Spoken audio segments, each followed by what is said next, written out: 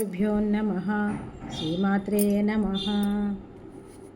శ్రీ వేదవ్యాస విరచిత మహాభారతం భీష్మ పర్వం. నారాయణం నమస్కృత్య నరం చైవ నరోత్తమం దేవీం సరస్వతీం వ్యాసం తతో జయముదీరయేత్. ఓం నమో భగవతే వాసుదేవాయ. అర్జునుడు కృష్ణునితో, కృష్ణ, కర్మత్యాగం కర్మానుష్ఠానం అంటూ రెండు చెబుతున్నావు, ఏమిటిది అన్నాడు. దానికి కృష్ణుడు, కౌంతేయ, కర్మపరిత్యాగము నిష్కామ కర్మానుష్ఠానము రెండూ ఉత్తమ మార్గాలే. అయితే రెండవదే అనేకులకు అనుసరణీయం. జ్ఞానయోగి పొందే ఫలాన్నే కర్మయోగి కూడా పొందుతాడు. జ్ఞానికి నిష్కామంగా కర్మ సాగించేవాడికి భేదమే లేదు. ఎందుకంటే ఉభయులు సమాన ఫలమే పొందుతారు. నిరంతరం బ్రహ్మమందే దృష్టి నిలిపి మోహాలకు లొంగనివాడు బ్రహ్మపదాన్ని పొందుతాడు. బాహ్య విషయాలపై ఆలోచనలు పోనివ్వక భ్రూమధ్యంలో దృష్టిని ఏకాగ్రం చేసి మనోబుద్ధులను ఇంద్రియాలను స్వాధీనం చేసుకున్న జ్ఞానికి మోక్షం కరతలామలకం. మట్టిని బంగారాన్ని సమానంగా చూడగలవాడు జితేంద్రియుడై యోగారూఢుడు అవుతాడు. వాసుదేవుడు గీతోపదేశాన్ని కొనసాగిస్తూ ఇంకా ఇలా చెప్పాడు. పార్థ, ఆత్మజ్ఞానం కోరేవాడు 1000 మందిలో ఒకడుంటాడు. వారిలో ఏ ఒకడో నన్ను తెలుసుకోగలుగుతాడు.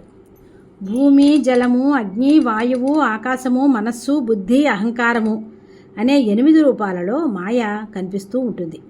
అదే సంసార బంధ హేతువు. తద్భిన్నము శ్రేష్టము అయిన నా శక్తి జీవరూపంలో ఉన్న ఈ జగత్తును ధరిస్తోంది. దారంలో పూసల వలె ఈ జగత్తు నా మీద ఆధారపడి ఉంది. జలమందు రసస్వరూపంలో, సూర్యచంద్రులలో కాంతిగా, వేదాలలో ప్రణవంగా, ఆకాశంలో శబ్దంగా, మానవునిలో పురుషకారంగా, భూమిలో గంధరూపంగా, అగ్నియందు తేజస్సుగా, జీవకోటిలో ప్రాణవాయువుగా ఉన్నది నేనే. సత్వ రజస్ తమో గుణాలు నేనే. ఇది గ్రహించినవాడు బ్రహ్మజ్ఞాని. యోగ మాయావృతుడనై నేను ఈ లోకానికి కనిపించకుండా ఉంటాను. ఇంద్రియ నిగ్రహంతో నవద్వారాలు బంధించి, మనసును హృదయాన్ని నిరోధించి, ప్రాణాన్ని సహస్రారంలో నిలిపి, ధ్యానయోగంలో నన్నే స్మరిస్తూ ఓంకారోపాసనతో జీవితం సాగించేవాడు నన్ను పొందుతాడు. ఇక వానికి పునర్జన్మ లేదు. ఈ భూతకోటి ఎన్నో మార్లు ప్రవహించి లయమవుతూ ఉంటుంది. వీటికి అతీతమైనది పరబ్రహ్మం. యోగాభ్యాసం చేసేవాడు ఏ కర్మలు చేయకుండానే ఈ బ్రహ్మపదం పొందగలుగుతాడు. సర్వత్రా వ్యాపించి సంచరించే వాయువు ఆకాశంలో ఉన్న దానిని అంటనట్టుగా ఈ జగత్తంతా వ్యాపించి ఉన్న నాకు దానితో ఏ బంధము లేదు. ప్రళయ సమయంలో ఇవన్నీ నాలో లయమవుతాయి. ఈ విషయం తెలిసిన బ్రహ్మజ్ఞానులు నన్నే ఆశ్రయిస్తారు. అజ్ఞానులు ఈ విషయాన్ని గ్రహించలేక మోహపాశబద్ధులై తామస రాజస స్వభావాలతో నన్ను అపహసిస్తారు. పత్రం పుష్పం ఫలం తోయం యోమే భక్త్యా ప్రయచ్చతి తదహం భక్త్యుపహృతం అస్నామి ప్రయతాత్మనః. యత్కరోషి యదస్నాసి యజ్జుహోషి యద్దదాసి యత్తపశ్యసి కౌంతేయ తత్కురుష్వమదర్పణం. అనన్యా చింతయంతో మాం ఏ జనాః పర్యుపాసతే తేషాం నిత్యాభియుక్తానాం యోగక్షేమం వహామ్యహం. ఇతర చింతనలేమీ లేకుండా నన్నే ఉపాసిస్తూ భక్తితో పత్రమో పుష్పమో ఫలమో జలమో నాకు అర్పించేవారి క్షేమం నేనే చూస్తాను. నువ్వు చేసే పనిని, తినే ఆహారాన్ని, చేసే హోమాన్ని, దానాన్ని, తపస్సును నాకే అర్పించు. అప్పుడు నన్ను చేరగలవు.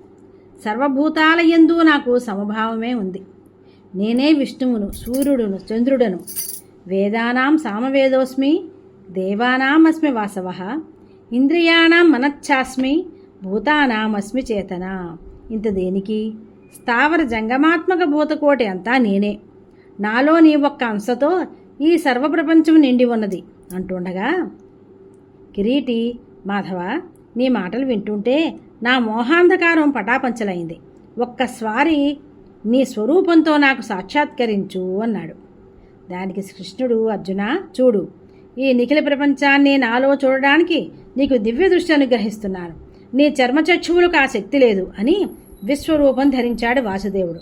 అనేక వక్త్రనయనం నేకాద్భుత దర్శనం అనేక దివ్యాభరణం దివ్యానేకోద్యతాయుధం దివ్య మాల్యాంబరధరం దివ్య గంధానులేపనం సర్వాశ్చర్యమయం దేవం అనంతం విశ్రుతోముఖం యథా నదీనాం బహవోంబువేగాః సముద్రమేవాభిముఖా ద్రవంతి తథా తవామి నరలోకవీర విశంతి వక్త్రాణ్యభివిజ్వలంతి. మాధవ, నీ అద్భుత రూపదర్శనంతో నా హృదయం ఆహ్లాదమయంగా ఉంది. మహాప్రవాహంతో సాగే నదులన్నీ సముద్రాభిముఖంగా వచ్చేటట్లుగా వీరవరేణ్యులందరూ నీ ప్రజ్వలితాగ్ని సదృశ ముఖంలో పడిపోతున్నారు అన్నాడు అర్జునుడు. తస్మాత్వముత్తిష్ట యశోలభస్వ జిత్వా శత్రూన్భుజ్వ రాజ్యం సమృద్ధం మయైవైతే నిహితాః పూర్వమేవ నిమిత్తమాత్రం భవ సవ్యసాచిన్. అందుచేత అర్జున, లేచి నిలబడి శత్రు సంహారం చేసి విజయశ్రీ విరాజితుడివై రాజ్యభోగాలు అనుభవించు. వీరందరినీ నేను ఇదివరకే సంహరించాను అని వాసుదేవుడు అనగా, అర్జునుడు ఋషికేశ, ఇంకా ఈ విశ్వరూపాన్ని ఉపసంహరించి దేవకీనందన రూపంలో నన్ను అనుగ్రహించు అని చేతులు జోడించాడు. స్వస్తి. కృష్ణాయ వాసుదేవాయ హరయే పరమాత్మనే ప్రణతక్లేశనాశాయ గోవిందాయ నమో నమః. శ్రీకృష్ణ శరణం మమ.